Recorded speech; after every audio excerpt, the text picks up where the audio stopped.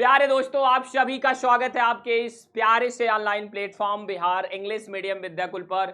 Hello दोस्तों, कैसे हो सब लोग। मैं आशा और उम्मीद करता हूं आप सब बहुत अच्छे से होंगे।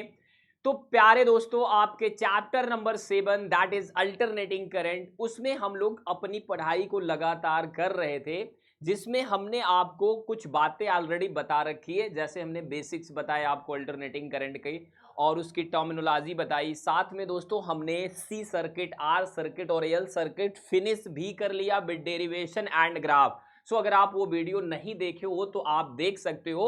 और आज की क्लास में मैं बता रहा हूं कि किस तरह के क्वेश्चन आपके एग्जाम में एज अ न्यूमेरिकल पूछे जा सकते हैं, स्पेशली बिहार बोर्ड के लिए, जो कि एल, सी और आर पे डिपेंड होंगे। तो अगर ये सारे क्वेश्चन आप प्रैक्टिस करते हो और आपका कॉन्सेप्ट यहां पे क्लियर हो जाता है, तो दोस्तों फिर और ज्यादा आपको परेशान होने की जरूरत नहीं होगी। मतलब कि अगर numerical problem specially L individual, C individual, R मतलब इनसे अलग अलग प्रॉब्लम्स आ रही हैं, तो आप उनको एग्जाम में टैकल कर ले जाओगे। ठीक है भाई, उन्हें आप बीट कर दोगे, कोई दिक्कत नहीं होगी आपको। सो प्यारे दोस्तों, इस सीरीज में मैं कुछ न्यूमेरिकल्स आपको प्रैक्टिस कराऊंगा।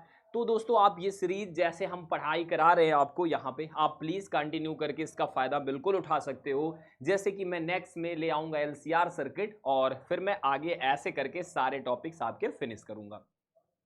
तो दोस्तों चलो शुरू करते हैं और आप सब लोग इस सेशन को शेयर कर दो प्लीज। मैं फिर से कह रहा हूं जिससे ज्यादा लोगों को ये पहुंच सके। और आप अगर नए हो तो बिल्कुल इसे सब्सक्राइब कर सकते हो चैनल को, और साथ में इस वीडियो को लाइक भी कर देना।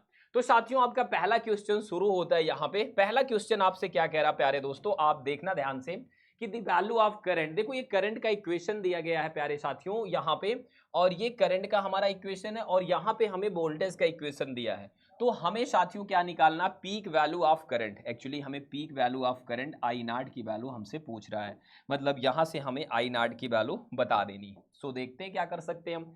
देन दोस्तों हमें रूट मीन स्क्वायर वैल्यू भी बता देनी करंट की, दैट्स अगेन इंपॉर्टेंट। फिर टाइम पीरियड बता देना है, फिर हमें फेज डिफरेंस बता देना करंट और वोल्टेज के बीच का।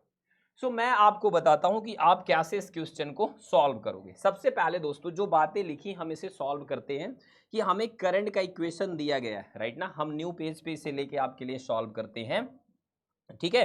तो आ जाओ आप सभी लोग ध्यान से देखो कि इसे हमें सॉल्व कैसे करना है, ठीक है भाई।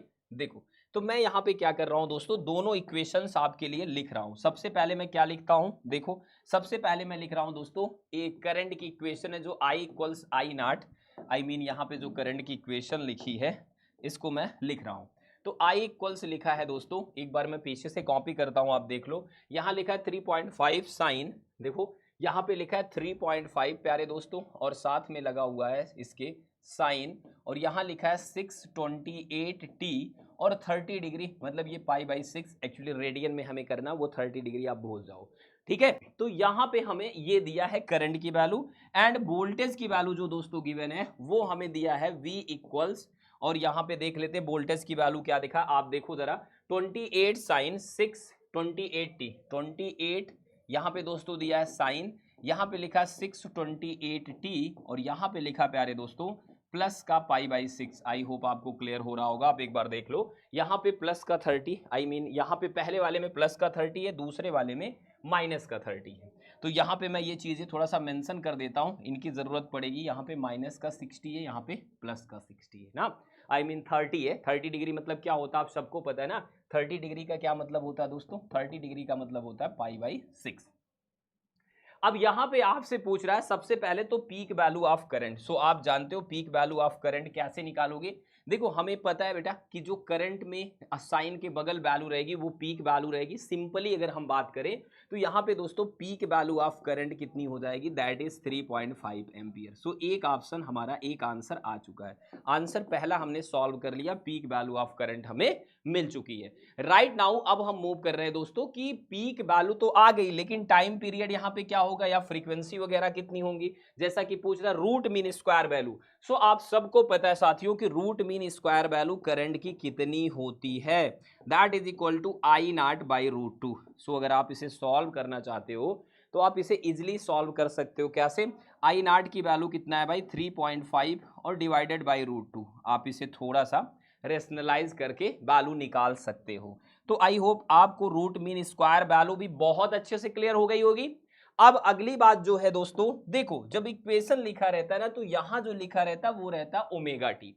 सो हम अगले प्रॉब्लम के लिए यहाँ पे ओमेगा टी का कंपैरिजन करते हैं, राइट ना। अगली प्रॉब्लम सॉल्व करने के लिए हम यहाँ पे ओमेगा टी को देखते हैं कि क्या चीज है भाई ओमेगा टी, ठीक है ना। देख लो जरा, तो इसे मैं कलर ले लेता हूँ यार, यहाँ पे मैं ओमेगा टी को देख लेता हूँ, ठीक है भाई। ओमेगा टी क्या चीज है, तो दोस्तों यहाँ पे ना ओमेगा टी मेरे को दिख रहा है 628 टी, राइट दोस्तों। तो मेरे को ओमेगा टी दिख रहा है यहाँ पे 628 एंड टी। सो मैं यहाँ पे क्या करूंगा भाई, ओमेगा, तो यहाँ से टी टी कैंसिल हो गया, ओमेगा बराबर हो गया 628, राइट ना, 628। और ओमेगा की जो वैल्यू होती है वो रेडियन पर सेकेंड होती है, आई होप आपको पता होगा ये रेडियन पर सेकेंड होती है, राइट दोस्तों। तो यहाँ पे अगर ओमेगा आ गया तो हम यहाँ पे देखते और क्या हमसे पूछ रहा है टाइम पीरियड। सो टाइम पीरियड दोस्तों कितना होता है, time period is nothing but 2 pi by omega. तो 2 पाई की वैल्यू, पाई होता है दोस्तों 3.14 एंड ये हो जाएगा 628।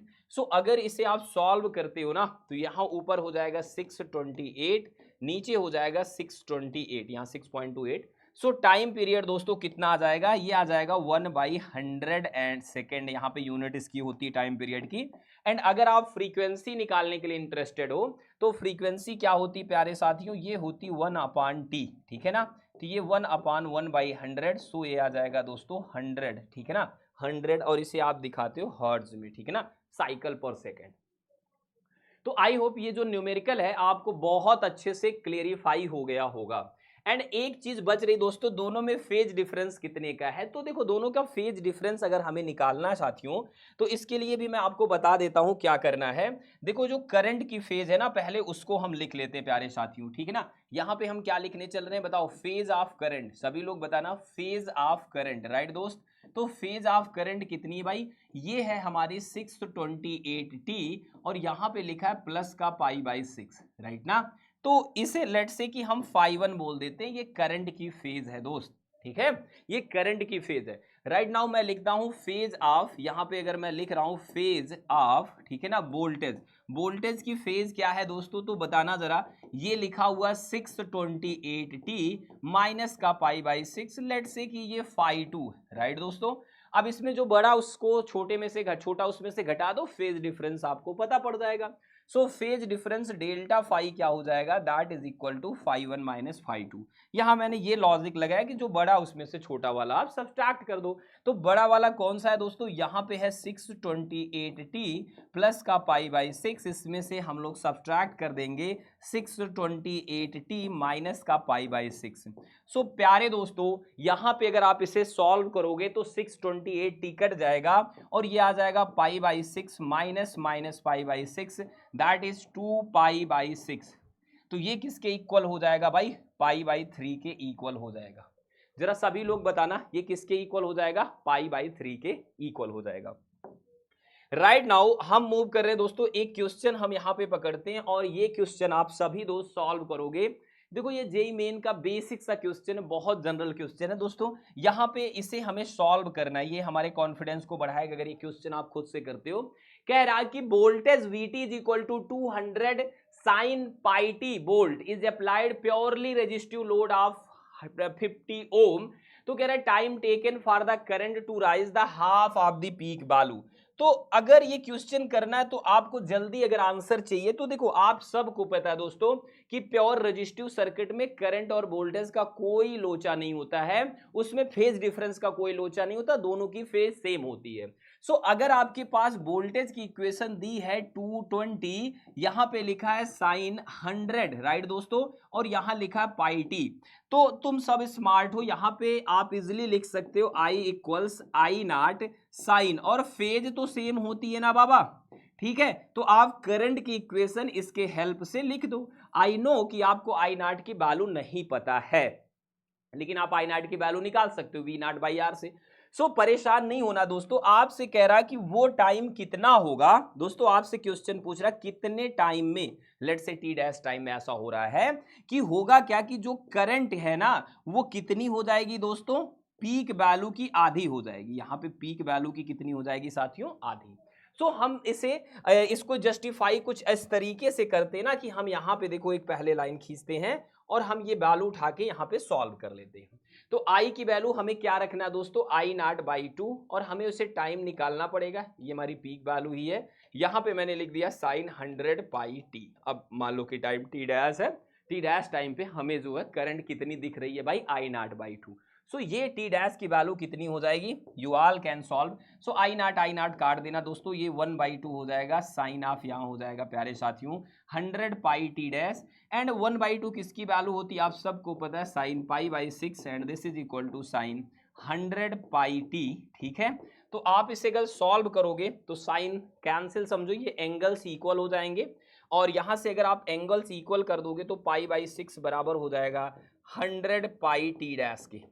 तो पाई से पाई कैंसिल कर दो और टी डैश बराबर हो जाएगा साथियों, किसके हो जाएगा भाई, टी डैश बराबर किसके हो जाएगा, आप बताओ। टी डैश बराबर हो जाएगा यहाँ पे 1/600 सेकेंड के, 1/600 सेकेंड के। आई होप आपको क्लियर हो गया होगा, 1/600 सेकेंड के। डन है सभी को, किसी को कोई डाउट नहीं होना चाहिए। सो मैंने इसे बताया, आप कोई बच्चा अगर इसे ऐसे भी कर सकता है कि भाई वी नॉट दिया है तो आई नॉट निकाल लो, वी नॉट बाई आर से, आर भी गिवन है, लेकिन कोई जरूरत नहीं है, आप एक्सप्रेशन से भी यहाँ पे काम निकाल सकते हो। सो आप सब आई होप समझ रहे होगे दोस्तों। देखो जब मैं आपको पढ़ा रहा था तो मैंने आपको ना, जब मैं आपको एसी जनरेटर पढ़ा रहा था तो बहुत अच्छे से बताया था कि जो पीक वैल्यू ऑफ वोल्टेज है वो कितना होता है। सो देखो पूछा गया क्वेश्चन है कि अगर कोई कॉइल है उसे ओमेगा एंगुलर वेलोसिटी से मैग्नेटिक फील्ड में घुमाया जा रहा है, उसमें नंबर ऑफ टर्न्स n है, और जो उसका क्रॉस सेक्शन एरिया वो a है दोस्तों, तो पीक वैल्यू ऑफ ईएमएफ क्या होगी, ये मैक्सिमम वैल्यू एक्चुअली पूछ रहा है। तो प्यारे दोस्तों आई होप आपको पता होगा, मैंने बताया था इसे ई नॉट या फिर आप कभी कभी ई मैक्स से दिखाते हो कुछ ऐसे, और ये होता है N A B omega, right ना। मैं याद दिला दूं, आप जाके हमारी वीडियो चेक कर सकते हो, वहां पे हमने ये आपको समझाया था अच्छे से। सो यहाँ पे ना जो पीक वैल्यू ऑफ वोल्टेज है दोस्तों, वो आई मीन ईएमएफ है, वो हो जाएगी एन ए बी ओमेगा। ठीक है, तो यहां तक आपको क्लियर होगा। अगले क्वेश्चन की तरफ हम लोग चलते हैं, और अगला क्वेश्चन क्या कह रहा है, देखो अगला क्वेश्चन और भी शानदार है प्यारे साथियों, आप जरूर इसे देखो। ठीक है, अगला क्वेश्चन क्या कह रहा है, ये इंडक्टेंस का क्वेश्चन है, ठीक ना। इंडक्टिव मतलब जो वो सर्किट जिसपे और इंडक्टिव हो। तो कह रहा दोस्तों induction reactance, inductive reactance of a coil एक तरीके से दिया है 1000 ओम। तो राइट नाउ इसे हम कहते हैं प्यारे साथियों अपने लैंग्वेज में एक्सेल, एक्सेल मतलब इंडक्टिव रिएक्टेंस ना, वैसे यहाँ पे लिखा है word induction reactance, that's also okay.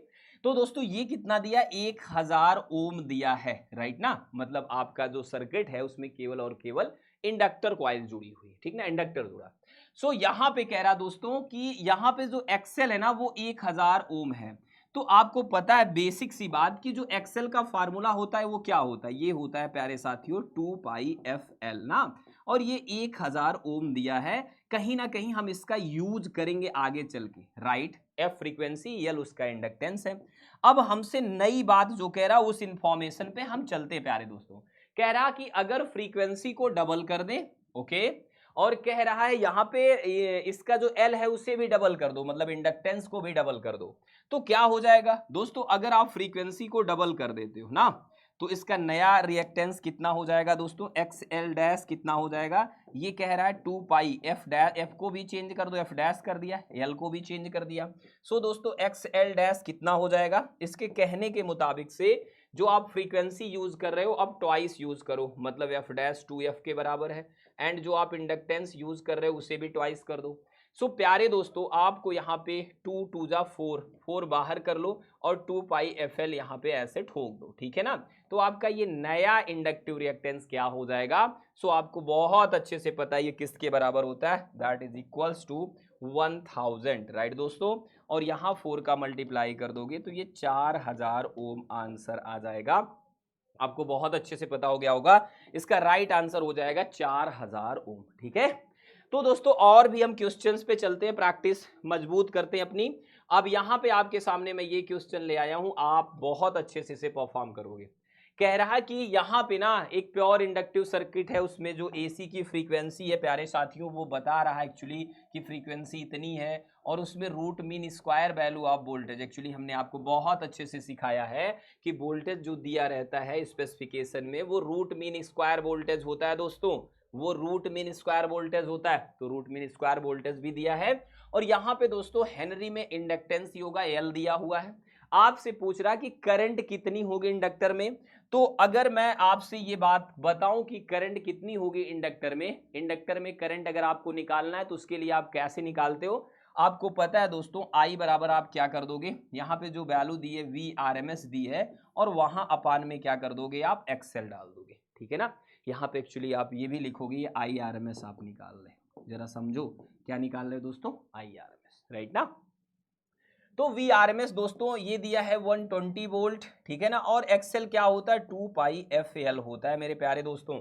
सो ये कितना हो जाएगा 120, और देखो यहाँ पे 2 पाई एफ एल का मतलब हो गया, यहाँ पे 2 पाई आप यूज करो, एफ दिया है दोस्तों 60 हर्ट्ज आप देख पा रहे होगे, और एल की वैल्यू दिया 0.70। सो आप इसे कैंसिल कर देना, 6 और 2 मिला के 120 कैंसिल आउट हो जाएगा। सो ये आ जाएगा दोस्तों 1/0.70 पाई। सो इसे आप सॉल्व करके आंसर बता देना कि ये जो होगी करंट इतने एम्पियर की हो जाएगी। आई होप ये आपको क्लियर होगा, इतने एम्पियर की करंट हमारी आ जाएगी। कमेंट करके सभी लोग बता देना, ठीक है। मेरे ख्याल से ये 0.455 एम्पियर आएगी, ये आपका HW है, ठीक है ना। मैं जहां तक समझ रहा हूं, आप चेक कर लेना एक बार कितनी आ रही है, पाई की वैल्यू रख के 3.14। नाउ अब हम चलते दोस्तों एक और प्यारे से क्वेश्चन पे, और वो क्वेश्चन क्या कह रहा है आप थोड़ा ध्यान से देखोगे यहाँ पे। वो क्वेश्चन है दोस्तों यहाँ पे कुछ ऐसा, ठीक है। कह रहा coil is used in a circuit, ये पूरा प्योर एल सर्किट है, और यहाँ पे अल्टरनेटिंग करंट की फ्रीक्वेंसी एफ दिया हुआ है, वो फ्लो कर रही है करंट। कह रहा what will be the self induction coefficient, यहाँ पे आपसे पूछ रहा है कि सेल्फ इंडक्शन कोएफिशिएंट एल की वैल्यू क्या होगी। और ये इजी एंड इजी है, बहुत ज्यादा इजी क्वेश्चन है। जितने भी बच्चे यहाँ पे देख रहे हो बताओ इससे इजी क्वेश्चन पॉसिबल है। एक्सेल की वैल्यू बेटा दे रहा 100 ओम, आप पढ़ोगे तो एक्सेल की वैल्यू दे रहा 100 ओम, राइट ना। और यहाँ पे मैं थोड़ा सा बना दूं सर्किट को, अगर एक कॉइल होती दोस्तों तो इसका जो रेजिस्टेंस होता है, मतलब ये जो रेजिस्टेंस ऑफर करती है सर्किट में, उसे हम लोग कहते हैं इंडक्टिव रिएक्टेंस ना। तो इसके एल की वैल्यू अपन को निकालना, हमें किसकी वैल्यू निकालना दोस्तों, इसके एल की वैल्यू निकालना।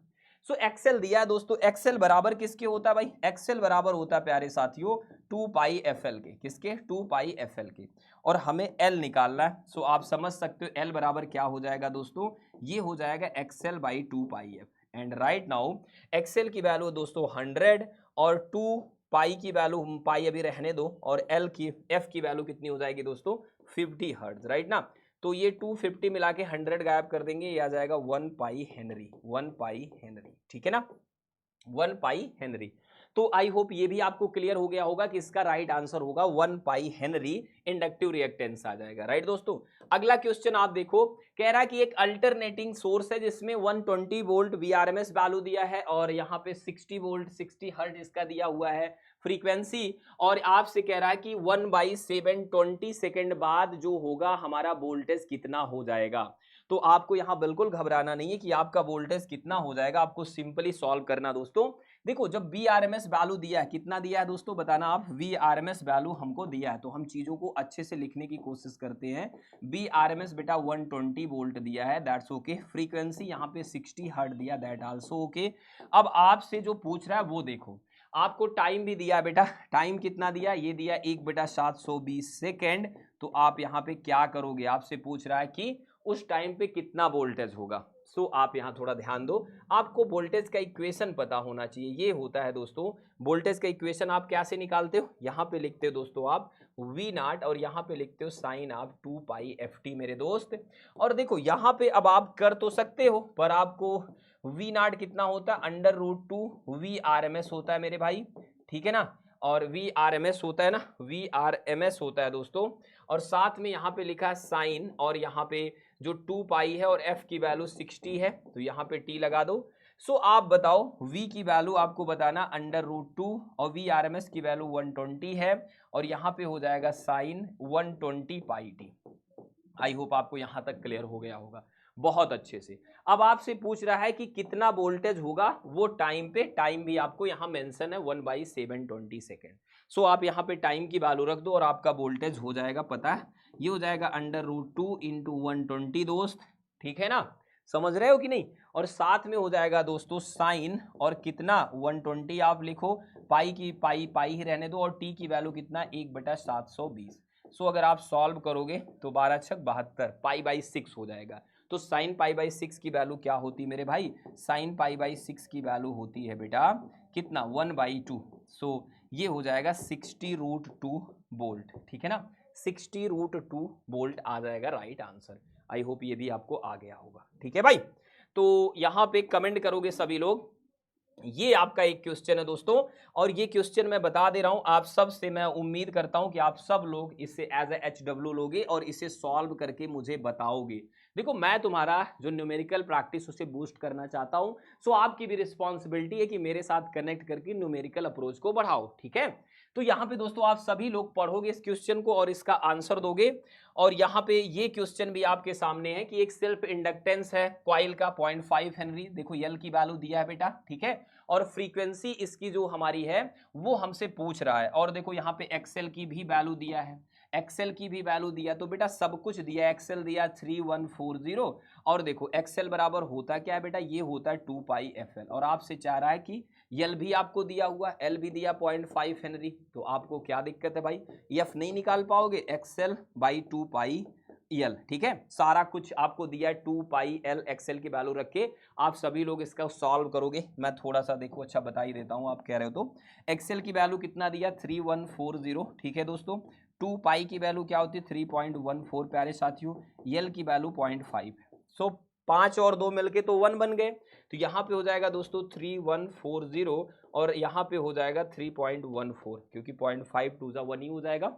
एंड इसे अगर आप सॉल्व करते हो दोस्तों तो ये कितने टाइम्स जाएगा, ये टाइम्स जाएगा दोस्तों, अगर 1000 का इसमें मल्टीप्लाई हम कर देते हैं सो ये कैंसिल हो जाएगा, तो ये आ जाएगा दोस्तों 1000, और यहाँ पे फ्रीक्वेंसी की बात है तो वो हर्ट्ज आ जाएगा।